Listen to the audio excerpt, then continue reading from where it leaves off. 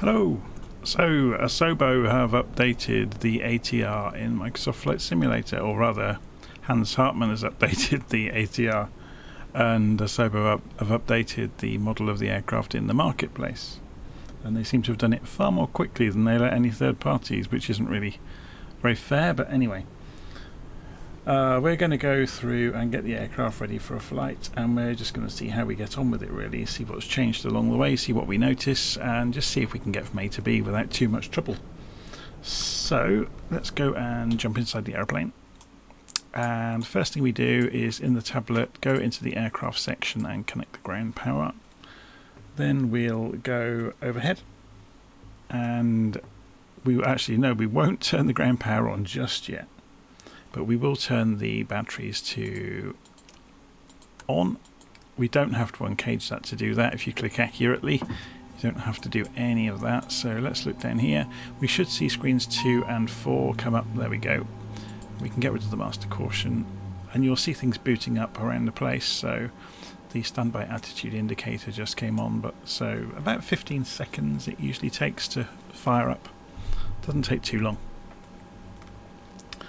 So once we have the screens with some information on, we'll go back overhead and turn on the external power. So just waiting for it to boot up.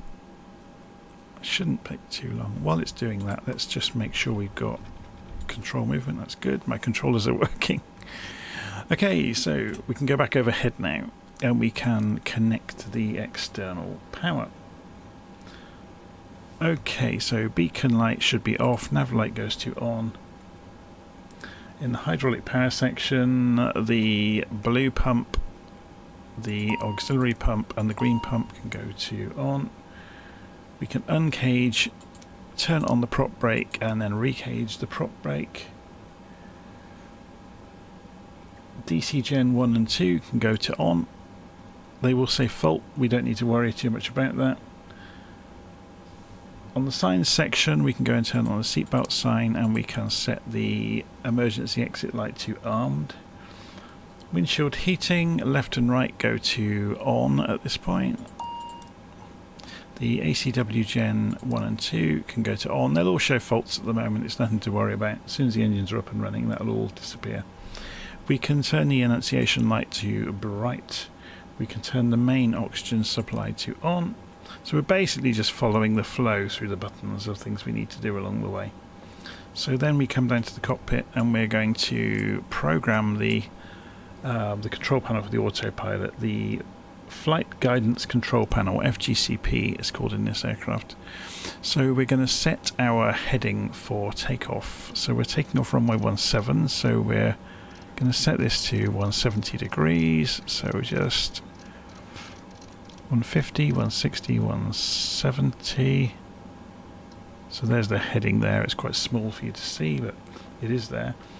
We'll set our altitude target to 10,000 feet, which will be our cruise altitude today.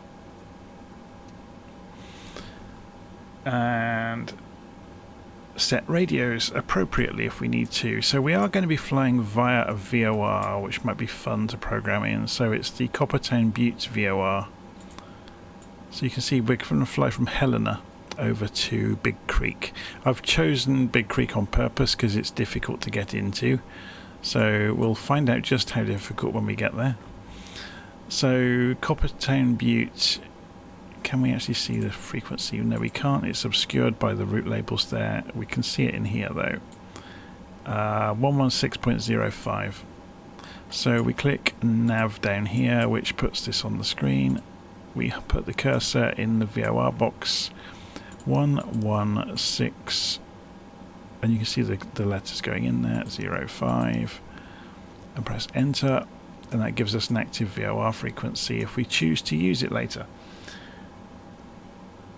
Okay, so and then we can go and turn on the bearing 1 and bearing 2 options, which puts the numbers at the bottom corners of the primary flight display, which is really useful. Okay, now we're going to go and program the route.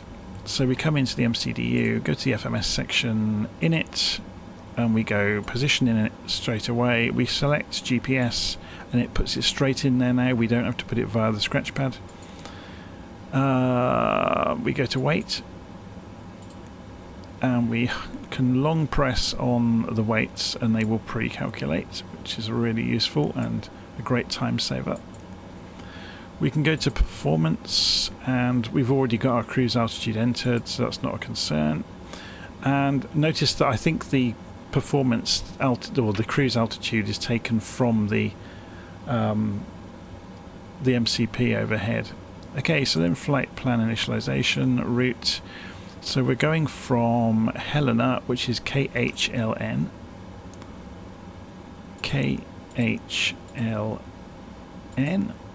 and we're going to Big Creek U60.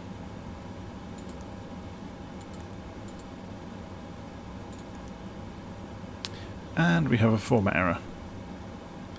Now it would appear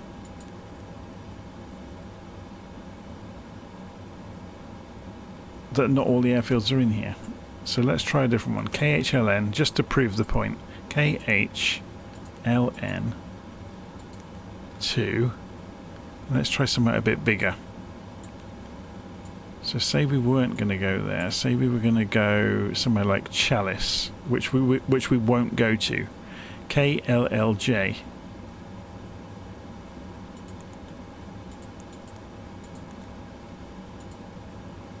Yeah, so it's just some of the airfields aren't in its database, which is interesting, because that makes no sense. CPN anyway, Charlie Papa November is the Coppertone Butte VOR, which we'll put in the middle of our route. It gives us two options here. It's the top one, and then we can close up the discontinuity. Oh, come back. We have to use the clear button. This is an Airbus aircraft, remember. So it works in that way where you have to use the clear button. It's not like the Boeing where you can pull the rest of the flight plan back up. Okay, so we've got a very simple flight plan today. Okay, so we've programmed our flight plan in. Just looking down through. So we go back to the FGCP, and we should be able to pre-select, for example, at this point, LNAV or nav mode. So if we press nav, you will see it appears down here. We should also be able to pre-select VNAV at the same time, and yes, you can see it's going to use indicated airspeed mode. So we can influence that by setting the speed, and I'm trying to remember how you do that. Flight directors are already on by the look of it.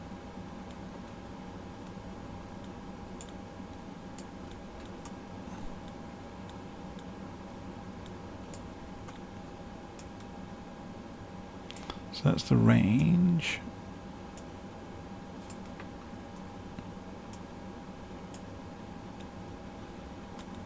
So we've got heading, nose down, course, altitude. Am I going out of my mind? Oh, it's over here. This just shows how rusty I've become. This is only a week since I last looked at this.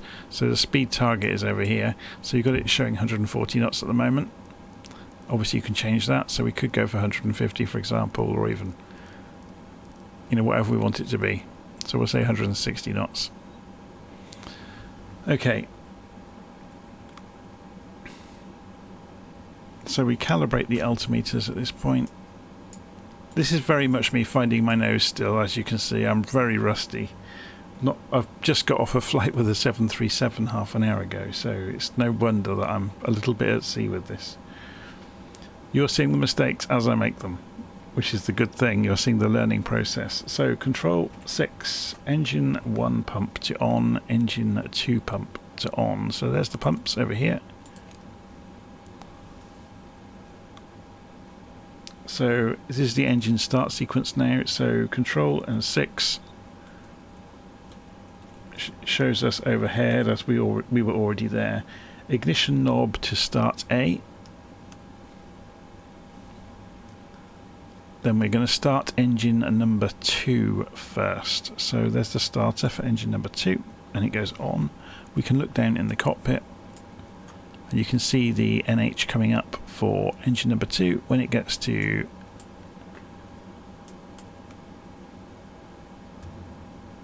there, we can go and move it to feather, and it will increase all the way through.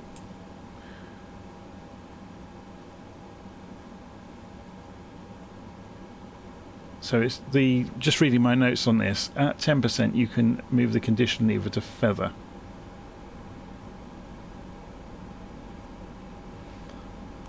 So then we go back overhead, we turn this back to abort.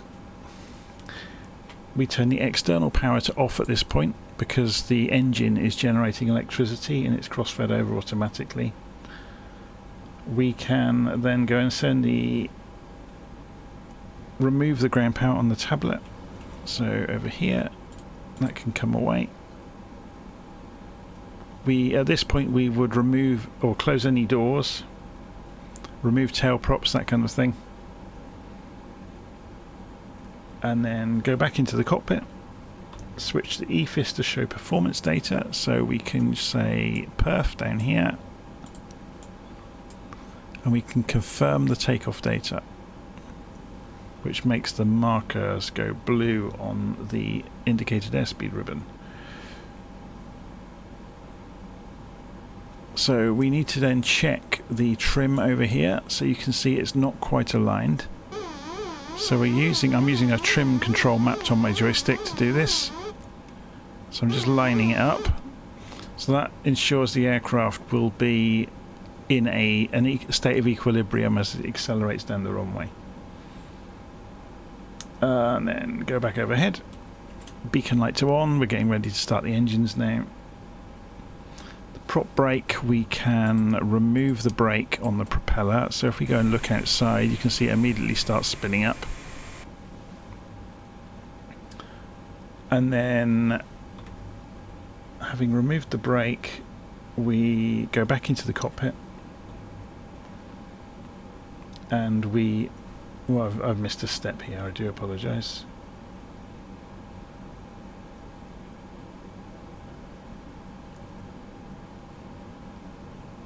So condition 2 goes to auto. So having removed the brake, we can let the engine number 2 condition lever go to the auto setting, and it will continue on its own. So if you want to see the engine data here, you can by going in here and go to sys, I think it is. Or I always get this wrong. Performance. There we go, so you can get some numbers. But you also get the engineering screen over here as well. Okay, so then we're going to start the other engines. So we come overhead, we turn this back to one of the start systems, and you can alternate them to save on wear and tear. Pump 1, we're going to go to on. And then start button for engine number 1. So we look down in the cockpit. We're waiting for 10% on the NH, which has just gone through, so we can then push the condition lever for engine number 1 to feather, and then condition 1 can go to auto.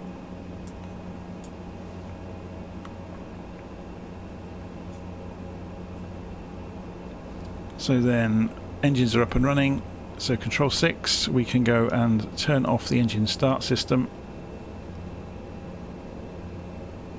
Main electrical power, we can unguard the transformer rectifier unit and reguard it.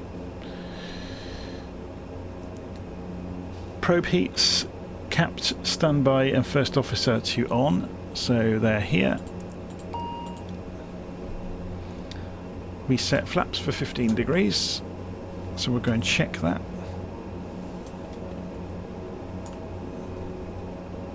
It's difficult to see from over there, isn't it? There we go, flaps are on 15 degrees. We can also see that over here, so it's good to see that this matches with the lever as well. on the serve page of the EFIS display. So we press serve, and you can look down here, and you can configure a transponder if you're flying with ATC. We can go and remove the wheel chocks now. Make sure we have the toe brakes on. So, done that. Parking brake can come off and the gust lock can come off. So, gust lock comes off, and we remove the emergency, the emergency park brake. Now we make sure the aircraft doesn't start moving. It started moving even though we have the toe brakes on. So I'm just going to make sure they are on. Yeah, look, it's doing it again. And they've kicked in again. There's a bit of a bug there. Maybe it's a control configuration issue just on my machine.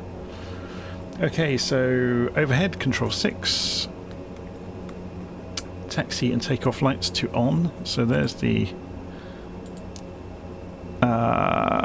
where are we? Let's just look up from here. It's a lot easier to see them from here. There's the taxi and takeoff to on. Landing lights to on. Again, we're doing this a little bit early. You'd normally do this once you're out at the runway. Okay, so then we are going to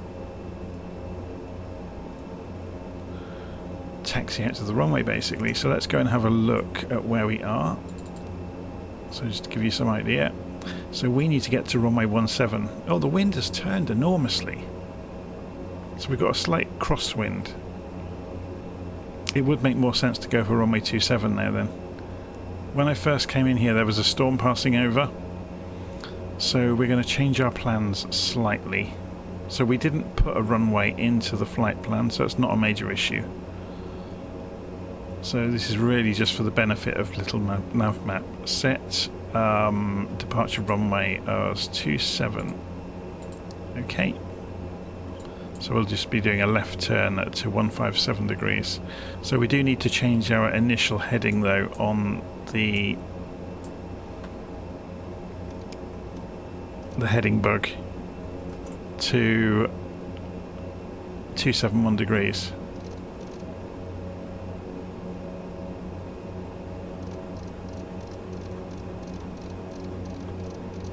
So 240, 250, 260, 270, 271.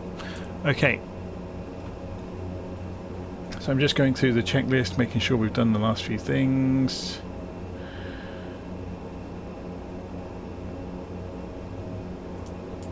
So you could come down here, for example, and put your transponder to on if you are using it.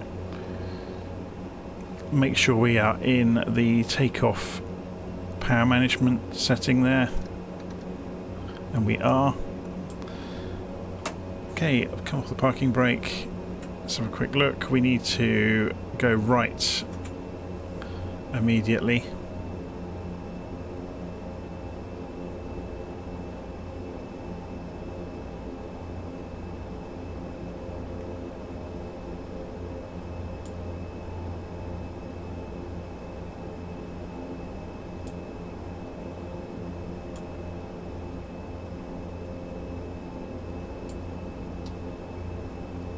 And then left, and then right again.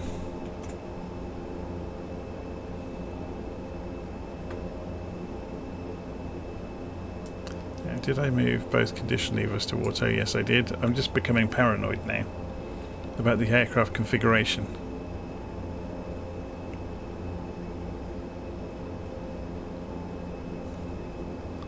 I think paranoia is a common trait of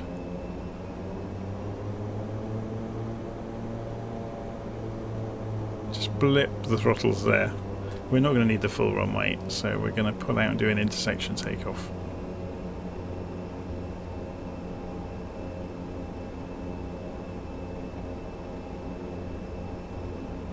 So coming round towards the direction we wanted to be going for our takeoff heading bug.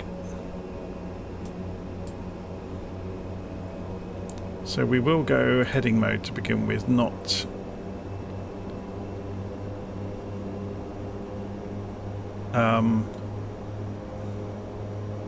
LNAV. We'll sort the route out on the way.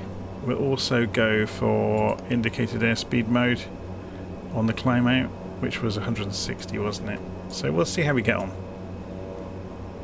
Okay, we're off the parking brakes.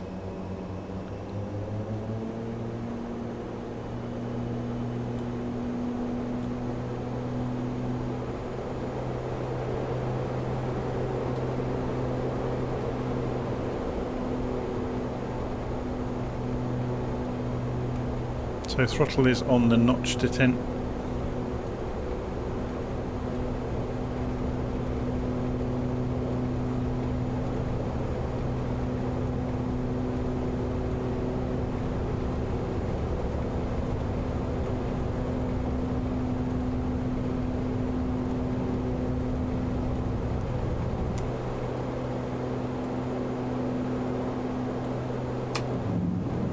Gear up.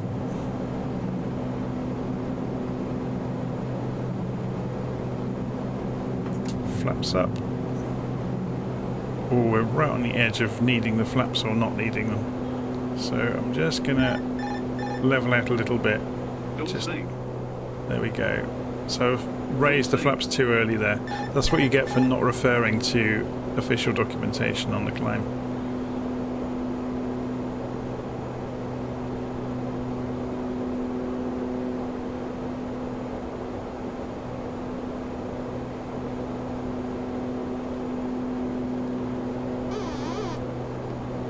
Just trimming the airplane out.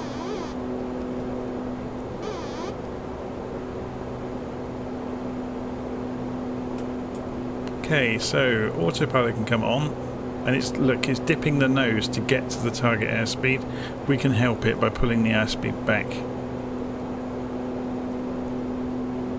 And it's now going to turn that into climb rate. You would hope.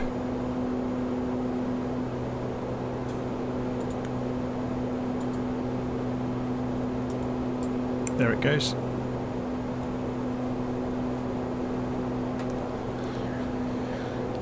Okay, so now we can have a think about how we're going to make this route work. So we can remove that waypoint that we were thinking about doing earlier. We want to turn left now to probably 200 degrees to go and reacquire the direction into the VOR. But if we wanted to, we could use the VOR now to do this. So if we fly straight towards it, well, we're too far away at the moment to do that. So we'll just turn left to 200 degrees for the moment.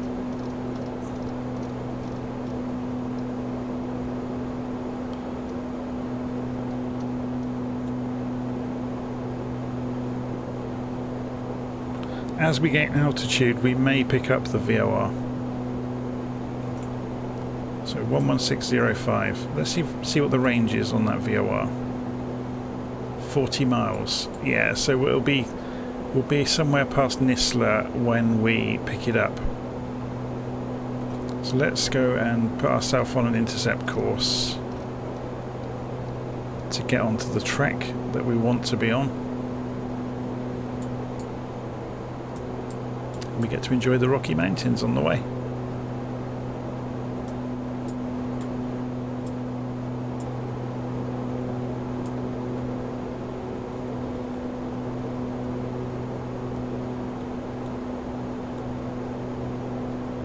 So we can go for a climb now on the power management system.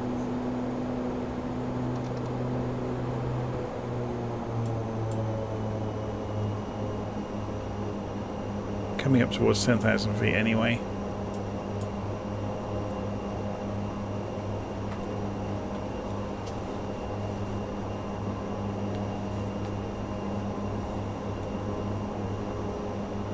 So far I've not seen anything really untoward.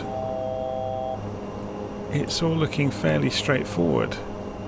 Obviously we've had some challenges with the route, and we appear to have... No, we haven't got DME yet, but we can see the route coming on the sat-nav that's superimposed onto the HSI down here. So we're still not close enough to pick up the VOR.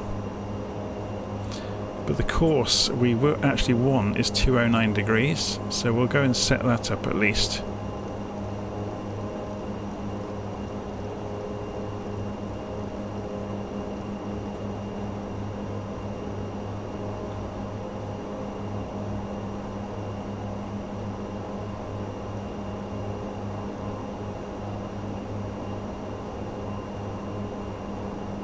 Hurrah! We now have DME is working,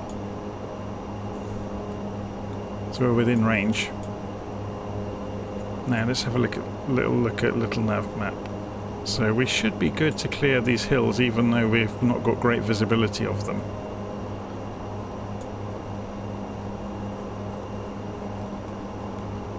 So we're still flying our intercept route. You can see that it's not exactly matching what we had, but that's mostly because of this departure. So if we were to remove that waypoint,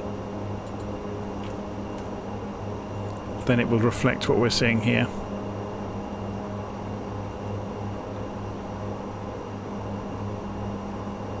So what we could do is put ourselves on nav mode now. So it's gone to VOR nav mode because we've got VILS chosen for the navigation system.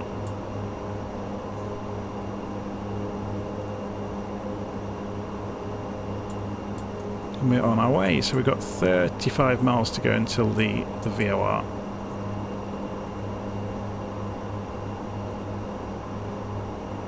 See, if we wanted to, we could switch back to GPS. And it's just going to follow the track rather than the VOR radial, which is going to be much more accurate, to be honest. So you can see the aeroplane is turning to re-intercept, so it will start levelling out any moment.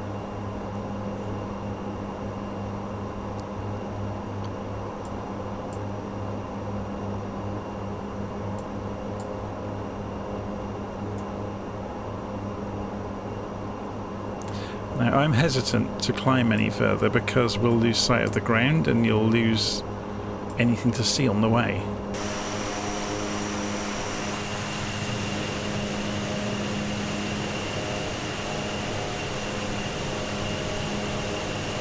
This is the first time I've flown the 72, by the way, the stretch version. Certainly took a lot longer to accelerate on the runway.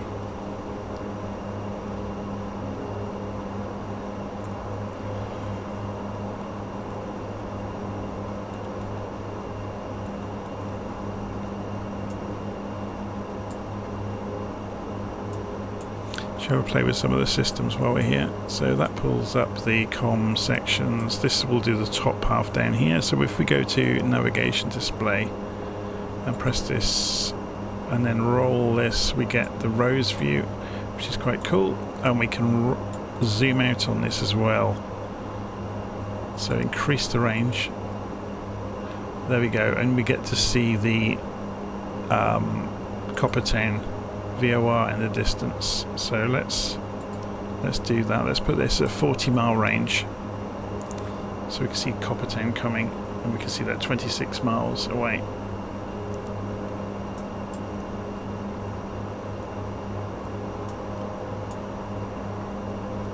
Right, I'm going to pause recording at this point, otherwise you're just going to be sat watching this plane en route, and I'll unpause when we get near to our destination. Okay, so you can see we are just approaching Big Creek. We're going to fly over first, so you get to see it. It's just beyond the next hill by the look of it, down the right hand side of here.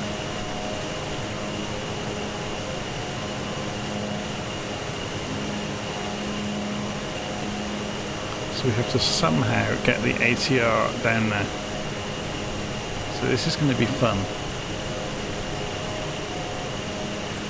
I guess, looking at the wind, we need to come in from this end as well. We're going to have to fly this valley, aren't we? So we're going to loop around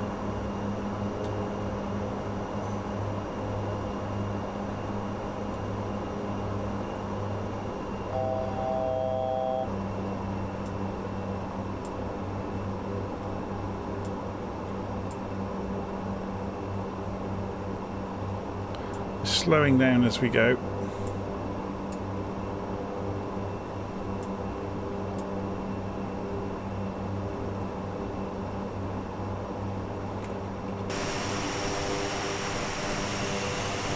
So we need to loop around here and come back in. So we're going to go into this valley here.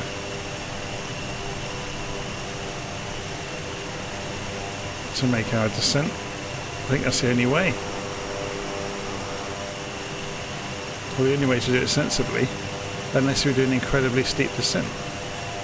But this is the ATR 72, which is that much heavier. So this is not going to be easy.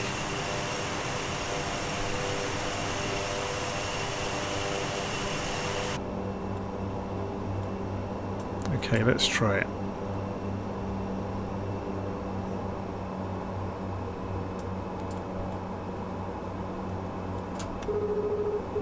Yeah, we can't go for flaps yet. We need to lose some speed. So we'll level up to lose the speed.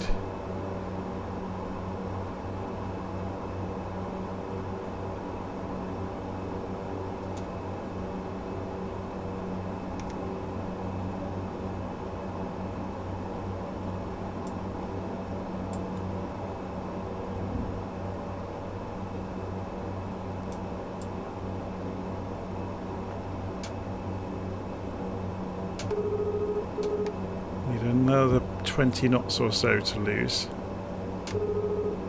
There we go.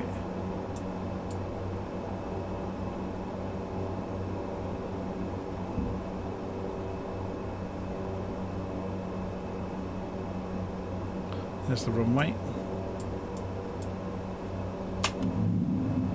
Gear down.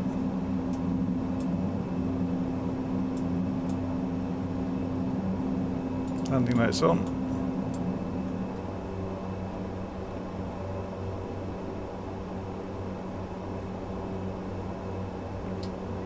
We need to lose some more speed and height, so I'm just side slipping us into this valley.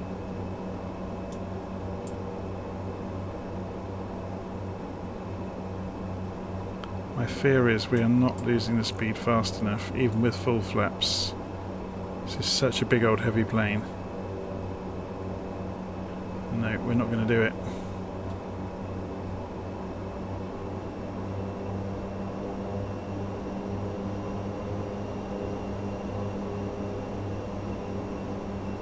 We have got lots of room here though, which is good. Not if you take this hill into account now, because if you level up before we turn across it, yeah, we're going to have to go round and go quite a route around, aren't we? Let's keep an eye on the speed. We're still good. We're going to leave the flaps down.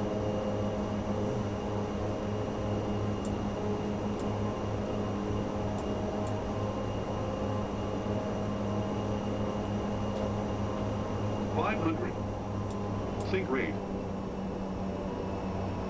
Sync rate. So we're just doing another lap basically around the block to lose a load of height. Sync rate. This is going to look quite comical on the map, isn't it? Yeah, you can see, look, we're just going around the block again. Losing height at a rate of knots, which is what we needed to do. Then we're going to fly the valley bottom in.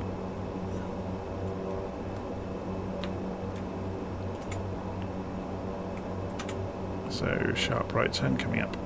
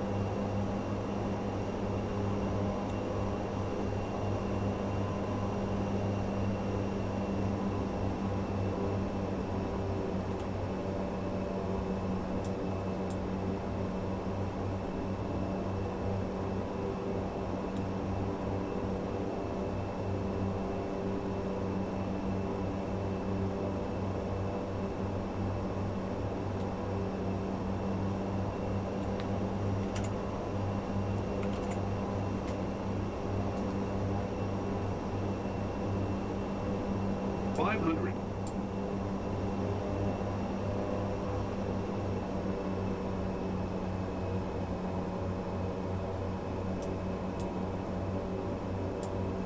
$500.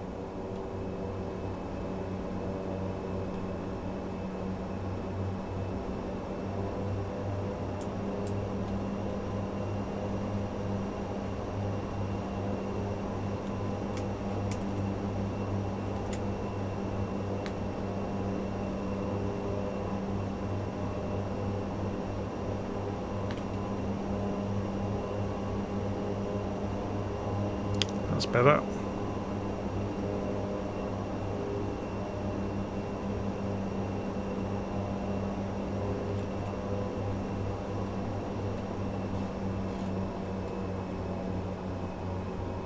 $200. 100. 50, 40, 30, 20.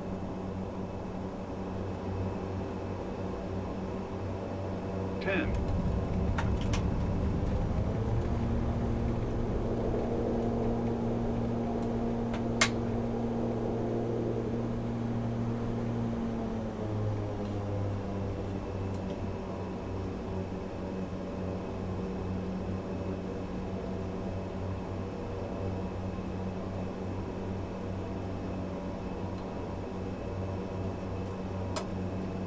That was quite entertaining, wasn't it, in the end? Oh, and breathe.